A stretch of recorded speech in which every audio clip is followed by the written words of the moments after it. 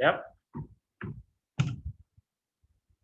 Well, we have to start doing something. We have to start talking. It's been an interesting game, for sure. Um, Chelsea won by 3 goals to 1. No problems at all. That's fine. Uriku Ampo joins us. Uriku, what's up? How are you doing? I'm good, George. How are you? Yeah, very, very interesting game. I'm fine. We went through the emotions for sure. For those of you who are joining us, we want you to send in your comments right now. We'll try and share the link around and see if we get all the guys right into it. So I don't know, before we get into it, before we get into your ratings and everything, um, Ureku, just tell me, on the face of things, what did you make of the team?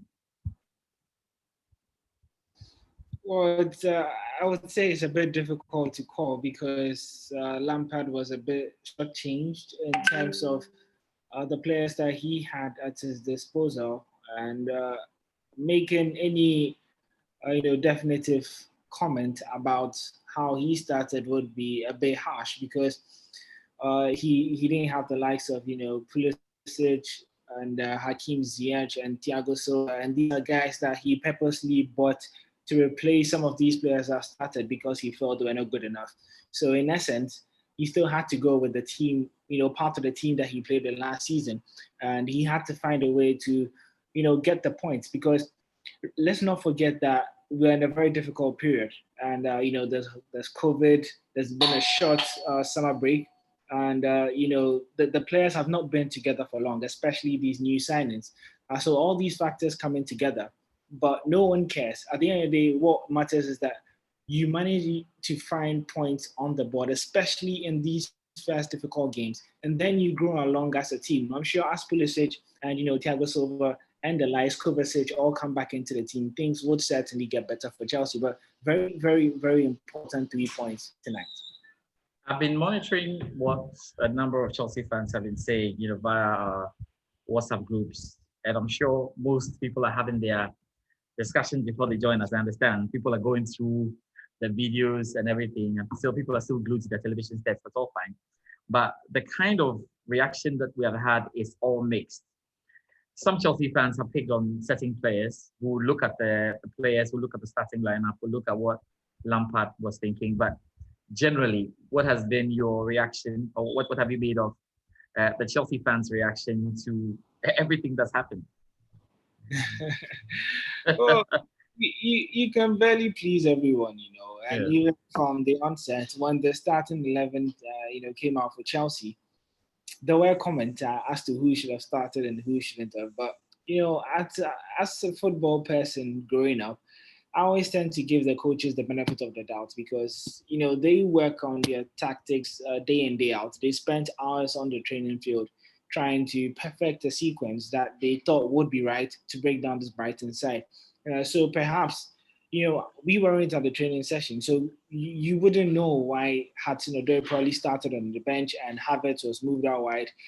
They probably had a plan, and that's what I usually do. I usually give them the benefit of the doubt that they know what they want to do. But judging by how things did go with how they set up, I thought that at least Hudson-Odoi maybe should have got run out from the team because Mm-hmm. personally, for his own confidence sake, if you've brought in two wingers, that's Hakim Ziyech and then Pulisic, who are expected to start in the big games. Yeah. When they are not around, at least Hassan should be getting a nod in that team. And when he's missing out on these games as well, I just think that it's going to hit his confidence a bit. When he came on, you could clearly see that that wasn't the Hudson Odoi that we knew from the past. He wasn't really making himself available for the ball and all that. So it's going to be a difficult period for him. And but it's still early days, and this team is only going to get better. Lampard is only going to get to know the boys a lot more. But it was an average debut for Kai Havertz. I think Werner probably showed more promise, but then again, I think that Havertz was also played out of position. So certainly a lot to learn from this game, but it's very important that they did get the 3 points on the day. Yeah, I've seen some of the messages already coming in. Anthony Tololo says bad performance from the team. Very usual. Yeah, he says bad performance from the team. Charlie, the guys didn't play as he expected them to play. Elom Fiaka also joins us on the line. Hello, Elom, how are you doing? How are you doing this evening? I'm doing good, George. How are you doing as well? Yeah, I'm great. We'll love it if we can see your video. I'm sure it will be great. We'll be excited if we can see your video. Yeah, Let's I see. think my video. Your video is off though. Okay, so let's see if we can get him on right now. Okay, he's very somebody speaking. But then whilst you try sorting out that, I just wanted to find out what were your initial reactions to everything that Chelsea has done today? Yeah, George, can you hear me? Yes, I can hear you. I can't see you, but I can hear you. It's fine. Tell me, what was your reaction? No, I can see you. You can see. Okay. I can see you.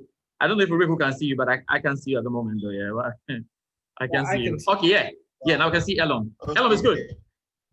Yeah, Elon, thank you very much for joining us. Yes, can you see me? Yes. Yeah. Okay, amazing. Yeah, today's a very average performance from Chelsea. Like I said, you wanted to see the team hit the ground running. But then again, you look at it from the angle of the fact that there are lots of new signings within that team. There's a new mentality. There's a new tactical nuance to the team. So you expect them to gel.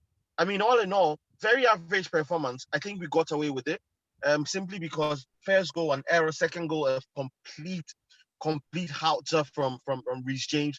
Third goal as well, a deflection.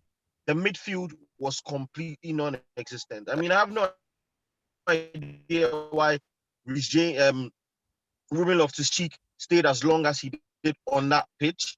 He was completely non-existent, running in 6s and 7s, absolutely no recovery, creativity absolutely gone. The midfield was a bit more settled, came on, and I believe N'Golo Kante didn't play in his best position.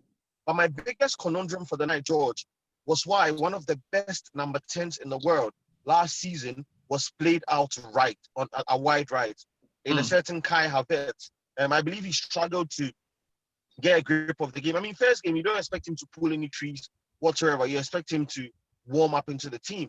But you wanted to see him in a number 10 role. And then we saw the glimpses of the kind of quality that Timo Werner is going to bring to this Chelsea team. His industry was absolutely phenomenal. He ran after every ball.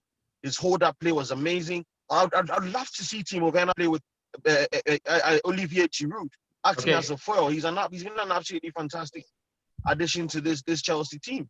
But all in all, very, very average performance.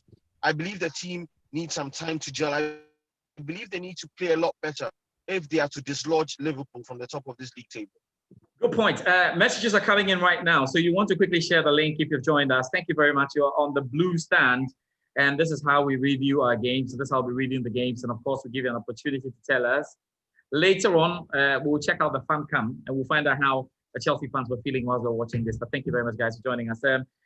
Anthony Tolo has made a point here. He says, honestly, losing all patience with Kepa Arrizabalaga, any decent goalkeeper is saving that all day long.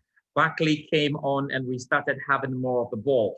So let's just get into it because I can see that the numbers are increasing. So clearly the guys are coming out of their conversations and coming out of their discussions so we can start dealing with some of the serious matters. Let's talk about the tactical approach right now by Frank Lampard. And indeed, we'll have to give him the benefit of the doubt. It's the first game of the season. Yeah, so benefit of the doubt. But Kepa Arrizabalaga imposed as his choice. He had no option. Did he have an option? Well, I didn't think that he had a big option, a big chance to really make any changes in post. And that's because, during the summer break, goalkeeper trainer, and that's Peter Cech, he also did mention about the fact that he thinks that Kepa still has it in him and he probably needs one more season. And they've been putting in a lot of work this summer.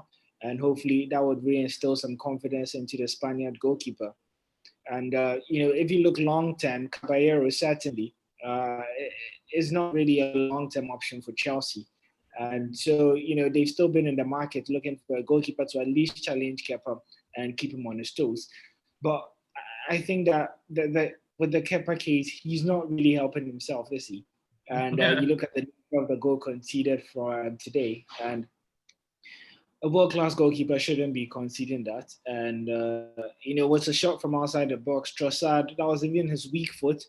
And it was so typical of Kepa. going right under him or either going through him. It just looks as if he's never, confident enough to stop these balls. He doesn't stop them with enough conviction and power. And, these shots usually just tend to beat him. You could clearly see the frustration from the players when the ball went in. And, that's my biggest issue. That when you do have players who don't trust their goalkeepers, it always just has a disconnect. And it's so important for, keepers and defenders to be able to trust themselves and, know that this ball going past me would be saved by my goalkeeper. But when you do not have that, it just leaves you more vulnerable to attacks. And, if this is how it's going to be, then Chelsea will probably have to outscore every opponent. And even if it's a 1-goal lead, you're still always going to think that we are not crossing that finishing line with just 1 goal. So we might have to get another goal, which is not a good sign. Hopefully, Mendy coming in would give Kepa the right competition to be able to improve at least this season. Right. Elon Fiaka, what did you make of Arrizabalaga's performance today?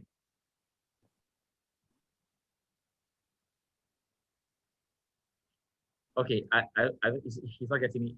Elon Fiaka, are you there? Okay, he didn't get me. I think whilst we try to sort that out, we'll try and get in some of the messages. I'm just trying to pick the feed right now. Quite a number of messages are, definitely coming through. And I'm just thinking, so many. Yes. Okay, I wanted to know what your comments were there. I've seen some comments as well. Danny Great says that not impressed with the midfield tonight. Very average performance. Ebenezer Aduna says, I didn't understand why Cheek stood on the pitch for 60 plus minutes. What was Lampard waiting for? Elon Fiaka, tell me what your assessment of Kepa Arrizabalaga was. Oh my God. I mean, I've always said and I've always maintained that Kepa is the weak link in the Chelsea team. Now, he had his struggles with a lot of the aerial balls. I mean, we saw him flap one of them that went out for a goal kick. And that goal should not beat any world-class goalkeeper whatsoever, especially not the most expensive goalkeeper in the world. Now, Chelsea, we understand Chelsea are in the market for a certain Edouard Mendy, who is really great in the air, good shot stopper, a little experience. You give a lot more control. I believe Kepa should have used this as a do-or-die audition. I mean, Caballero, who's 39 years old, came in for him last season. 2 crucial games. That game against Wolves and that FA Cup final. You should tell him something that, listen, as my price tag doesn't continue placing this team. But then if he keeps flapping his lines like this, then you give him that goal that beat him today shouldn't have beat any keeper. It wasn't on his blind side. It was at the opposite side of his D, the opposite side of the box, and he should have dived to at least save that ball. I mean, he made one great save, which was a point-blank save. But then again, a keeper of his caliber should not be conceding these kind of goals. Last season, we complained a lot about a bit more solid.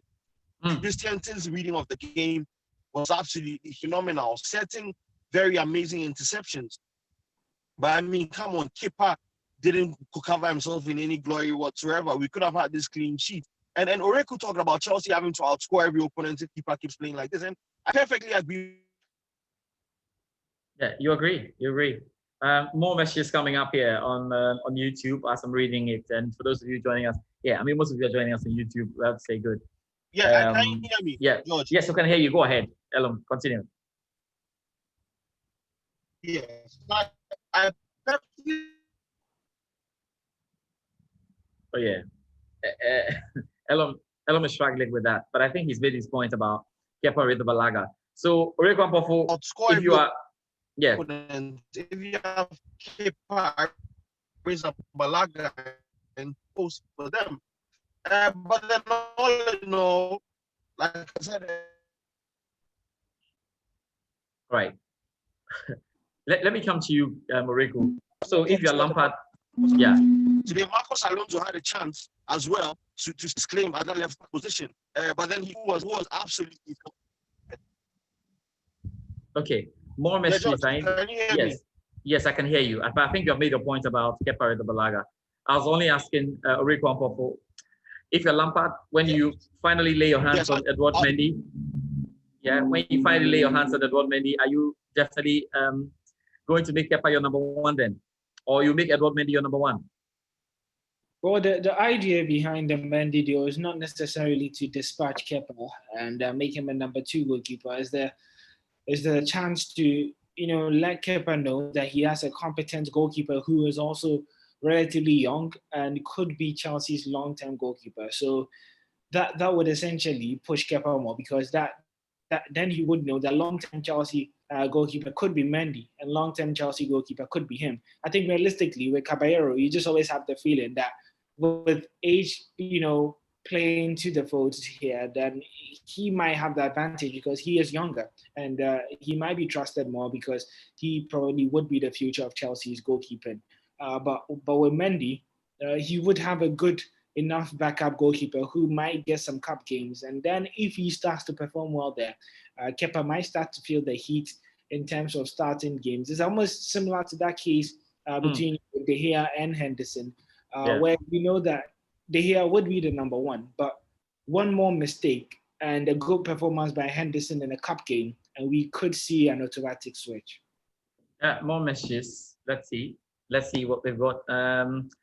Sammy K is watching and he says that happy for the win, but not an impressive performance for the team. I think we all agree that that's the situation. Joanna Bruce says, I kept saying that Kepa was our main problem, but people didn't agree with me. Where they had more than enough. Kepa is not good anymore, so you want to get Kepa out of the team.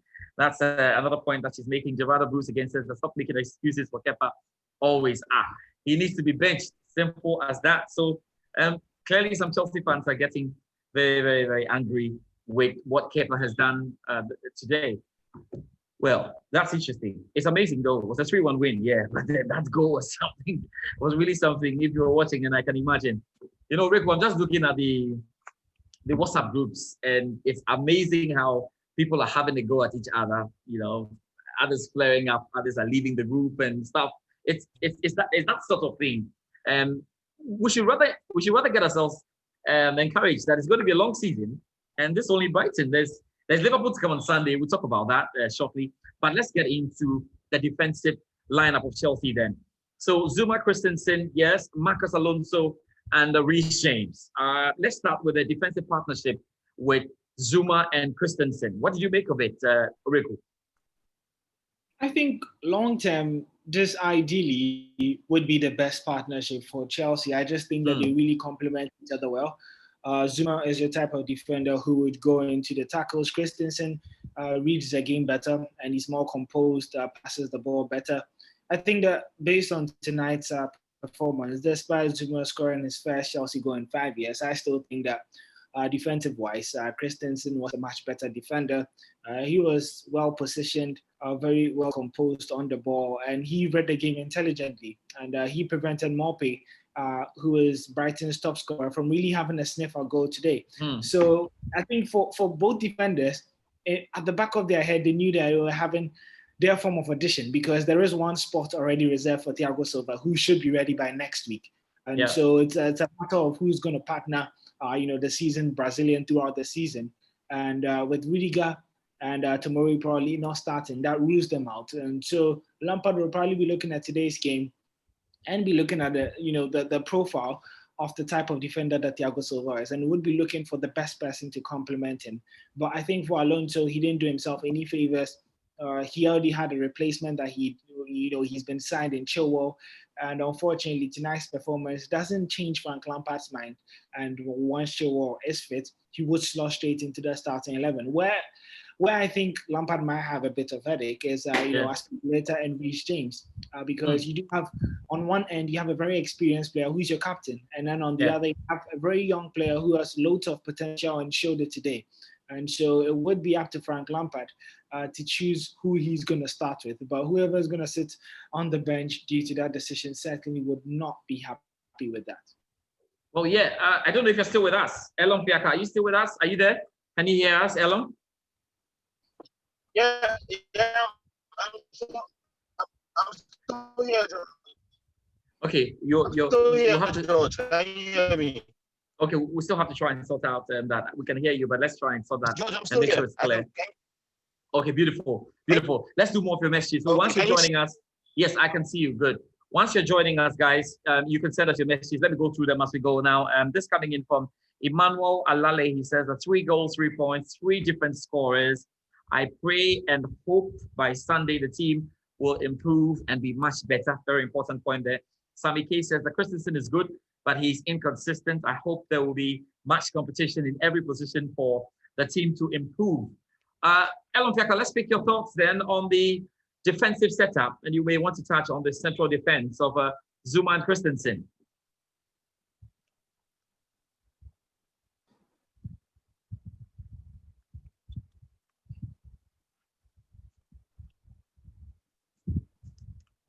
Yeah, George. Yes, go ahead. Well, okay, yeah, that's Chelsea. Yeah, can you hear me? Is it clear? Go ahead, Elon.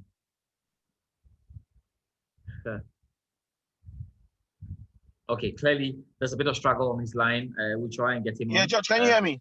It's better. Now we can hear you. Go ahead. Okay, fine. Yeah. So like I was saying, today, defense-wise,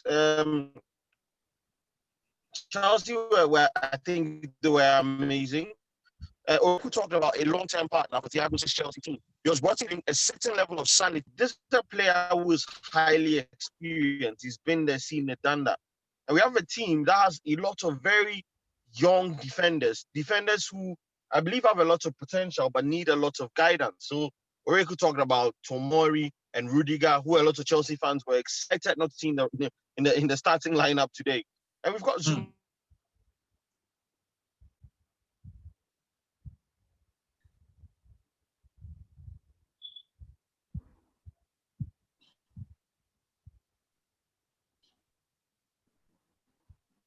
Okay. All right. Let me do more messages as we stand there. Amos Mohammed has sent us a message right now. He says that it was an impressive game, though the match needed 3 points was secured. I hope we have learned some lessons so we move up. Chelsea, the blue stand. Gerarda Bruce says exactly that's Liverpool on Sunday, or there's Liverpool on Sunday, and is this what we're taking to face them? That's a question you're asking, Bruce. Lampard, you are warned. We can't have the same defensive problems this season. Now, Joseph Yabuapo says Kai Havert lacks confidence. We'll get to Kai Havert, but whilst we try to sort it out, I'll also be doing this. We'll in the tail end of the show or of our little review, we'll give you an opportunity to get on Zoom and tell us what you think. We'll make that possible. Now, let's do this right now. So then for Reece James, what was your marking for Reece James and today in the game? I think he was arguably one of Chelsea's best players, and if there was any player to get an 8 over 10, it would be him. I think that defensively he was good, and although he did not really have a lot of cover from Kai Havert, I think that 1v1 he did keep Sully March quiet most parts of the game, and going forward he also contributed with a brilliant goal and an assist, and so he's really up there in terms of the best players for Chelsea team. Okay, beautiful. That's it. Marcus Alonso, I thought we made the point about it. Now let's talk about the two. Lampard started with White up there in front of the defense, Jorginho and N'Golo Kante. What did you make of the two? I think the first half, both midfielders probably struggled a bit. Brighton moved the ball quickly, and because of that 5-man midfield that they had to face, I think that, with the number 10 not dropping in enough to support them, they were a bit outplayed in that center of the field, especially in the first half, when Chelsea struggled with that midfield battle, thereby allowing Brighton to control the game better.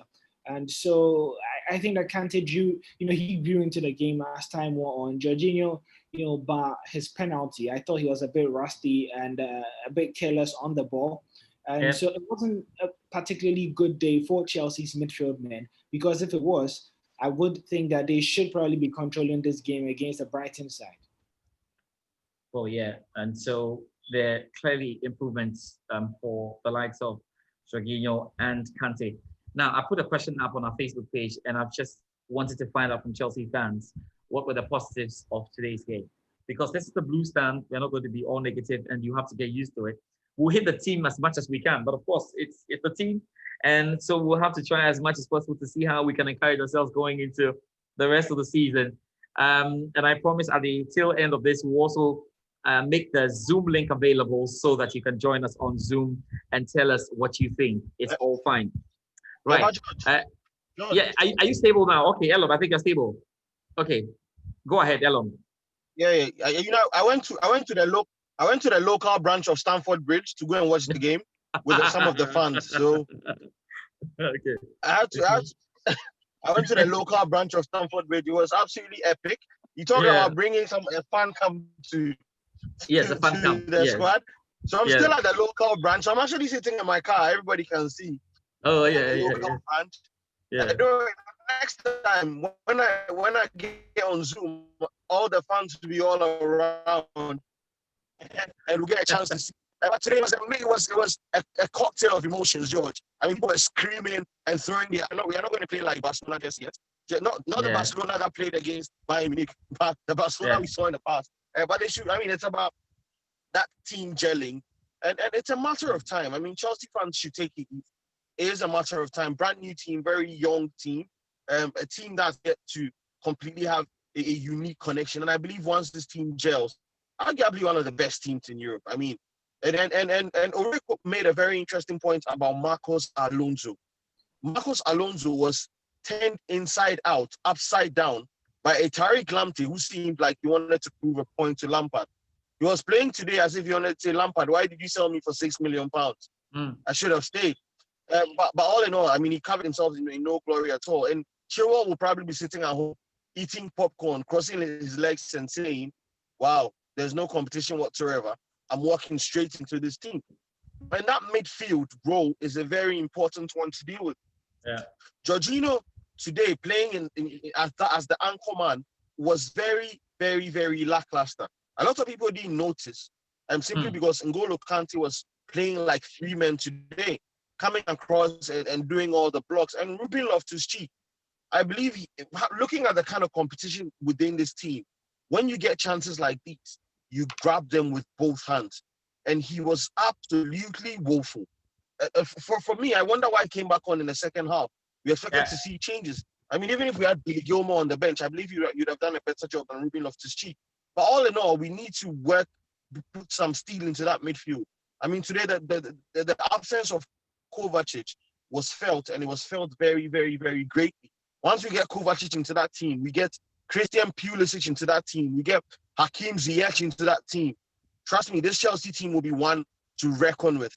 But now, 3 goals, 3 points, first game of the season. And sometimes you don't need to play very pretty to win.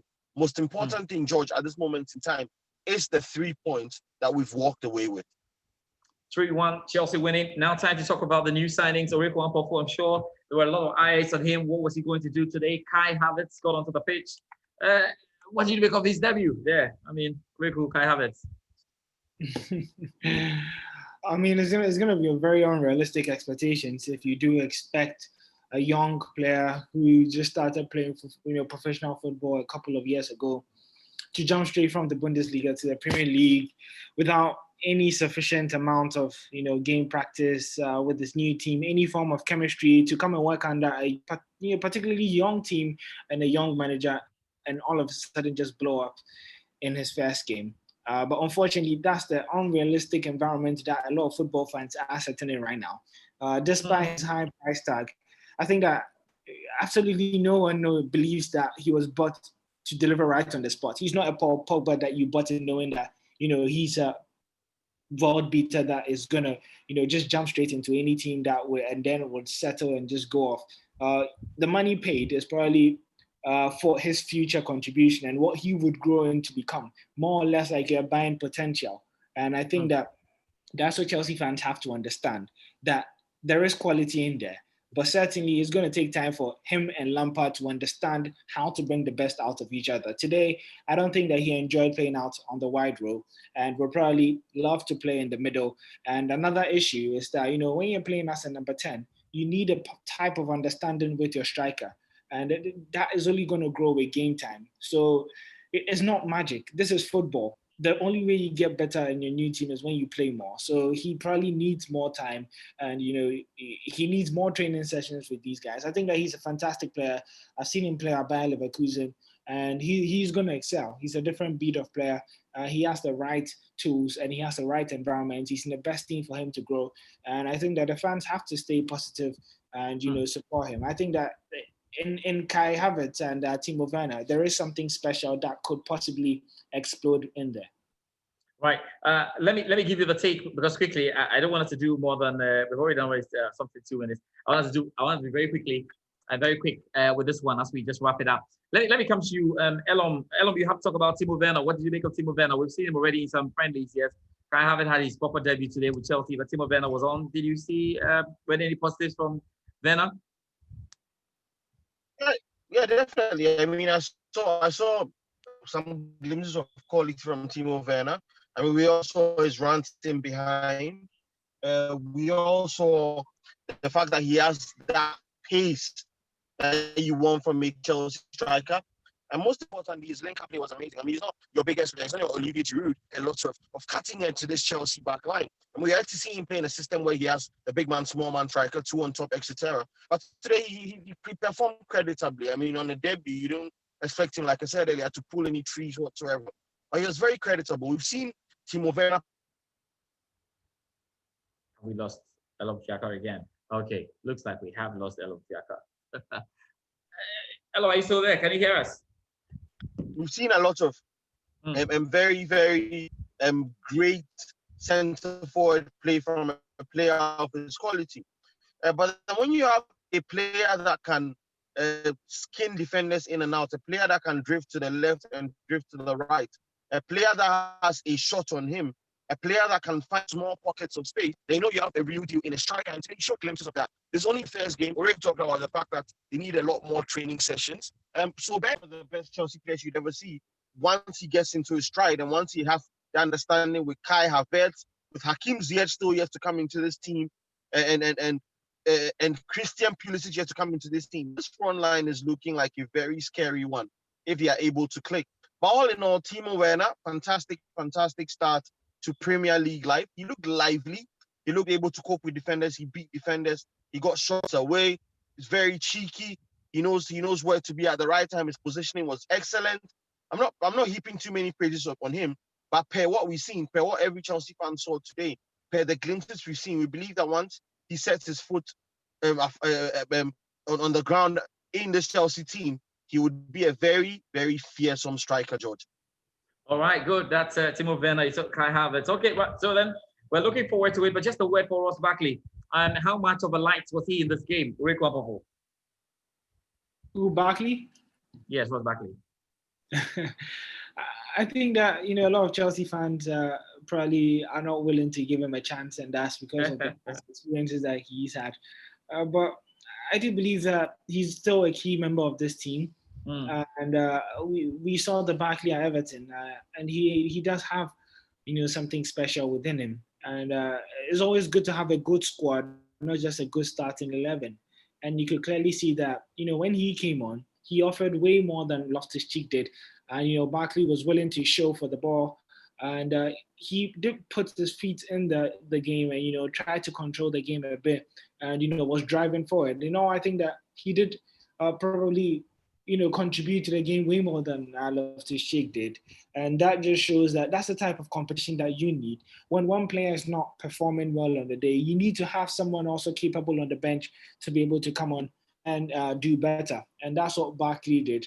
And I think that that's going to be a little bit of a warning to every Chelsea player out there that no one's position is guaranteed. Once you are playing badly, you're going to be subbed off. And that could in itself be a positive for the team, as it would then push the players to do better when they're playing on the field. Well, it's amazing. I mean, guys, the point that they have made is, look, a lot of people are still complaining and talking, on Facebook. It's fine. I was just going to read very shortly what we've got in terms of the Facebook messages that we put out there, because we're asking for positives. But guys, just your final words before we go. We've just hit our 30-minute mark. So, and we promise to keep this very short as always, just 30 minutes, and then we are off. So let me come to you, Elom Fiaka. What will be your words, the final words, as the team prepare to face Liverpool soon? Final words. Well, against Liverpool, we need a much more lifted performance. We need these players to be at their A game. But all Chelsea fans all across the world watching us right about now, take it easy. Team is gelling. very, very young team.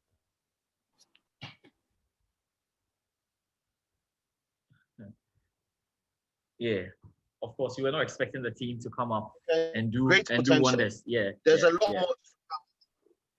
Yes, There's a lot more to come from this Chelsea team. right. Great potential. But then again, let's stick behind the team. I believe Lampard knows what he's doing. Let's not be too hard. Let's not completely skyrocket our expectations. But most importantly, there's something special coming up from this Chelsea team. So onward and forward, blue is the color, Chelsea is the team, and we look forward to that Liverpool game, George. All right, thank you very much, Alan Fiaka. Just a final words from you, Rick Wampoff as well.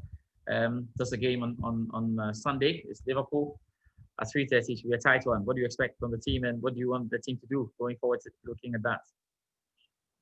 I think if you look at Liverpool's strength last season, one of the teams that out of all the teams that lost to Liverpool, one of them are probably the most competent and the one that gave Liverpool the most headache. I should think would be Chelsea, because you remember, they lost 2-1 at the Bridge last season, where Mason Mount missed a very big chance in the end, and it could have, ended in a tie. And when Liverpool had already won the league, they ended up, facing Chelsea, and also Chelsea had to come from behind and almost did catch up with Liverpool. So it's always a tight one when these two teams meet. And I think that certainly, attitude-wise, this is not the same Chelsea team we're going to see. We're going to see a team more determined, knowing that, look, we made the top 4 last year. If we're going to close the gap between ourselves and Liverpool, this is the game that we would show it. And I think that Frank Lampard would have the benefit of welcoming so many stars back. Kovacic will be back from suspension. Pulisic should be fit himself. And then Thiago Silva should be training and fit enough to start as well. And I think that it's going to be at least a bigger pool to choose from in terms of the starting 11. So it's going to be a different ball game, that I can tell. And it wouldn't be easy for Jürgen Kloppman, who've already showed some weaknesses as well in their first match day. So it just sets us up for a very interesting game to look forward to next week. Well, thank you very much, everyone, for joining me. Of course, it's good. It's been an interesting day. I think it's an emotional roller coaster, but it's been fine. Thanks for your time. Thank you very much as well, Elon Fiaka. Let's do a few things before we go. I've got some messages to just quickly read through. Joseph Yabuabuapo says, Kai Havert lacks confidence. Wow. So you expect him to back his ideas up. Jip Sampaku says, it was a great game overall. Amos Mohammed is saying there are better days ahead. We just need to fix the mistakes game after game with some sort of fighting spirit, then we'll be good. Jacob Adams says, for me, he played well in the second half, and Lampard will turn things around in the next game. That's it. Thank you, guys, everybody who joined us. We're still reading your messages on our Facebook page, the Blue Stars GH. It's always important that you subscribe to this channel. We are looking to bring you more stuff. I think in the coming days, we'll be announcing to you. We've got the fan cam. We've got the Blue Lion review. We've got quite a lot coming up, so that you will be updated on all the things that you need, the bridge report and all that. But for now, we'll say a big thank you to you all. 3-1. Chelsea managed to pick all the 3 points, which was very, very important. Rhys James scoring, Jorginho, of course, with that penalty, and Zuma.